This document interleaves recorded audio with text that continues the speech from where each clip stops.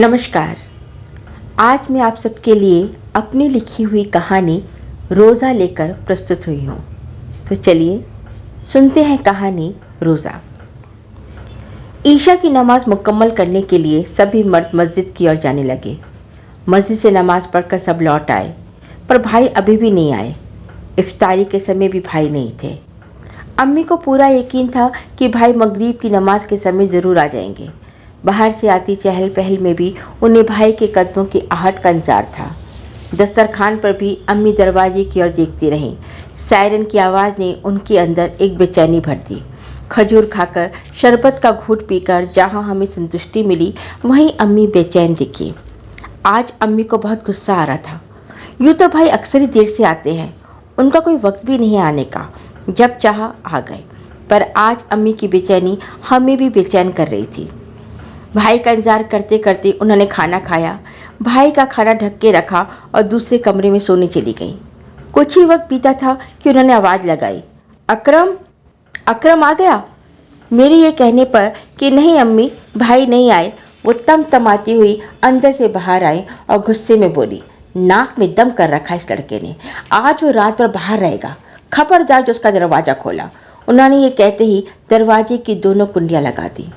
हम दोनों बहनें जो अभी तक सुबह स्कूल जाने की तैयारी में लगे थे, वो अम्मी के तमतमाए चेहरे को देखने लगे। उन्होंने कमरे की लाइट बंद की और कहा, सो जाओ तुम लोग, खबरदार जो दरवाज़ा खोला, आज वो बाहर ही रहेगा। मैं और नूर अम्मी को देख रहे थे। उनके चेहरे पर गुस्सा, चिंता सभी कुछ दिख रहा था। उन्होंने हमारी लाइट भी बंद कर दी और उन्हीं तेज कदमों से अंदर वाले कमरे में चली गई। हिम्मत नहीं थी लाइट खोलने की। हमने भी सामान को एक तरफ किया और लेट गई। बाहर से आती धीमी रोशनी में मैं कुंडी की ओर देखने लगी। आंखों से नींद गायब हो चुकी थी। बस दुआ मांग रही थी कि भाई आ जाए तो मैं चुपके से दरवाज़ा खोल दूंगी। अम्मी भाई को बहुत चाहती हैं।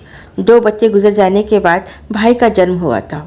बहुत प्यार से उनकी परवरिश की थी। हम दोनों बहनें बाद में हुई। अम्मी को हम दोनों से ज़्यादा भाई से प्यार था। भाई तो जैसे उनकी जान है। भाई की हर फरमाइश पूरी होती। उन्हें मना करने की हिम्मत ना अब्बू में थी ना अम्मी में। उनका गुस्सा भी इतना तेज कि सारा घर हिल जाए। पर यह भी सच है, वो हम सबका ध्यान बहुत रखते हैं। अम्मी के लिए एक पैर पर खड़े रहते हैं। 2 साल पहले अम्मी को टाइफाइड हुआ था। भाई ने हर उस डॉक्टर को दिखाया जो अम्मी को ठीक कर सके।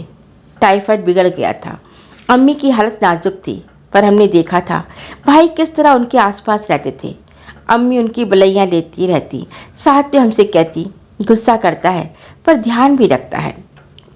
आजकल मैं देख रही हूँ कि भाई किसी नई नौकरी की तलाश में है। उन्हें एक धुन सवार है कि अच्छी कमाई हो जाए तो घर को पक्का कर ले। शायद उसी नौकरी के चक्कर में वो देर से घर आते हैं, कभी कुछ बताते नहीं। उनके गुस्से के कारण कुछ पूछने की हिम्मत भी नहीं होती। उस दिन अम्मी ने कहा था, अकरम जल्दी घर आया कर, जब तक नहीं आता नींद नहीं आती। भाई ने तपाक से जवाब दिया, मैं जल्दी नहीं आ सकता, आप सो जाया करो, मैं कोई बच्चा नहीं हूँ। अब्बू पूरे दिन की मेहनत के बाद बिस्तर पर लेट तो जाते हैं, पर सोते नहीं। सोते तभी हैं जब भाई आ जाते हैं। पता नहीं कितनी बार गली के बाहर के चक्कर लगा आते। हम कहते, अब्बू आपकी गली में खड़े होने से क्या भाई जल्दी आ जाएंगे? पर अब्बू तो अब्बू हैं। हमेशा फीकी मुस्कान उनके चेहरे पर आती और चुपचाप घर आ जाते। कभी कभी लगता है लड़का होना कितना अच्छा है। मन का करो, कहीं जाओ, कहीं आओ, कोई रोकने टोकने वाला नहीं। सब लड़कों का ऐसा ध्यान रखते हैं जैसे वो खुदा हों। हम लड़कियां तो पैरों में रहती हैं। सबकी निगाहें हमारे हर क्रियाकलाप में रहती हैं। जैसे हम कहती हैं, बाकी सब पहरेदार। उस दिन किताब लेने फातिमा के घर जा रही थी। इन्हीं भाई ने नूर को मेरे साथ भेजा। उन्हें विश्वास नहीं था। कहते हैं दुनिया पर विश्वास नहीं। अगर भाई को अच्छी बुरी की समझ है तो मुझे भी है ना। पर भाई को कितनी समझ है कौन जाने। पर भाई को तो सबने लड़का है, समझदार है कि क्लीन चिट दे रखी है। अकरम, अकरम आया क्या? अम्मी की आवाज़ ने मुझे चौंका दिया। रात के 2 बज चुके थे। भाई कभी इतनी देर नहीं करते थे। आज बहुत देर हो गई थी। अम्मी ने मेरी आवाज़ का कोई जवाब नहीं दिया कि भाई नहीं आए। रात तो जैसे आंखों में ठहर गई थी। सहरी के लिए उठ ही रही थी कि जोर जोर से दरवाज़ा खटखटाने की आवाज़ से हम सब चौंक गए। अम्मी बोली, ठहरो, मैं खोलती हूँ दरवाज़ा। रात भर पता नहीं कहाँ आवारागर्दी करके आ रहा है। अम्मी ने दरवाज़ा खोला तो सामने शमा खाला परेशान खड़ी थी। उन्होंने पूछा, अकरम है क्या? रात भर दानिश घर नहीं आया। अम्मी का चेहरा सफ़ेद पड़ गया। उन्होंने अब्बू की तरफ देखा और रोने लगी। एक अजीब सी दहशत फैल गई। रात भर में पता नहीं कितनी बार भाई के मोबाइल पर नंबर लगाया, पर लगा नहीं। अभी भी अब्बू फ़ोन लगाने में लगे थे। अम्मी वहीं ज़मीन पर बैठ गई। अब्बू अपना सिर पकड़कर कुछ बुदबुदा रहे थे। शायद अल्लाह से भाई की सलामती की दुआ मांग रहे थे। हम दोनों बहनें न अम्मी को दिलासा दे पा रही थी न अब्बू को। बस हम एक दूसरे का हाथ पकड़कर रोए जा रही थी। रिश्तेदारों के घर फ़ोन लगाया, पर किसी को कुछ पता नहीं था। सुबह तक ये बात फैल गई कि अकरम व दानिश कहीं चले गए हैं। 2 महीने हो गए थे भाई को गए। इन 2 महीनों में अम्मी अब्बू बूढ़े लगने लगे थे। बकरीद के बाद एक अनजान नंबर से अम्मी के मोबाइल में फ़ोन आया। वहाँ से आवाज़ आई, अम्मी मैं अकरम बोल रहा हूँ। अकरम? अकरम? अम्मी की आवाज़ ने हम सबको चौंका दिया और उनके करीब लाकर खड़ा कर दिया। भाई की आवाज़ आई, अम्मी घर नहीं आ पाऊँगा, मैं कहीं दूर जा रहा हूँ। अम्मी मैं चाहता था कि अच्छा काम मिल जाए तो घर की मरम्मत करा दूंगा, सबकी ज़रूरतों को पूरा कर दूंगा, पर अम्मी सब उल्टा हो गया। अम्मी इस नंबर पर फ़ोन मत करना, मैं खुद करूंगा। फ़ोन कट गया। अम्मी रोते रोते बोली, बेटा हाँ जा बेटा, घर की मरम्मत नहीं चाहिए, कम में गुजारा कर रहे थे, आगे भी कर लेंगे। हमें पैसा नहीं चाहिए, हमें तू चाहिए। तू आ जा बच्चे, तू आ जा। भाई की आवाज़ सुनकर एक राहत हुई कि भाई है, चाहे कहीं है। उस दिन का रोज़ा अभी भी उधार है। भाई के आने पर ही वो रोज़ा खुलेगा। दिन बीत रहे थे पर कट नहीं रहे थे। अम्मी रोज़ाना मोबाइल हाथ में लिए रहती।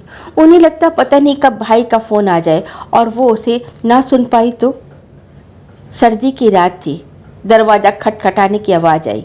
अम्मी ने भड़का दरवाज़ा खोला। सामने दुबले पतले भाई खड़े थे। वो पल बहुत सारी खुशियाँ लेकर आया। अम्मी तो भाई के सीने से लगाए रोती रही। भाई को आज पहली बार ऐसे रोते देखा था। हम दोनों बहनें व अब्बू भाई से लिपट गए। पता नहीं कितनी देर तक ये सैलाब बहता रहा। विश्वास नहीं हो रहा था कि अल्लाह ने हमारी मुराद पूरी कर दी है। अम्मी अब्बू की 5 वक्त की नमाज कबूल हो गई है। न हमारे पास शब्द थे भाई से कुछ पूछने के, न भाई के पास अपने दर्द को बताने के। भाई आ गए। उस दिन का रोज़ा पूरा हुआ। ईद का चांद दरवाजे पर ढेर सारी खुशियाँ व सौगातें के साथ चमक रहा था। आमीन। तो कैसी लगी आपको कहानी रोज़ा? आपके कमेंट्स का मुझे इंतज़ार रहेगा। क्या आप इसके आगे की कहानी भी सुनना चाहते हैं?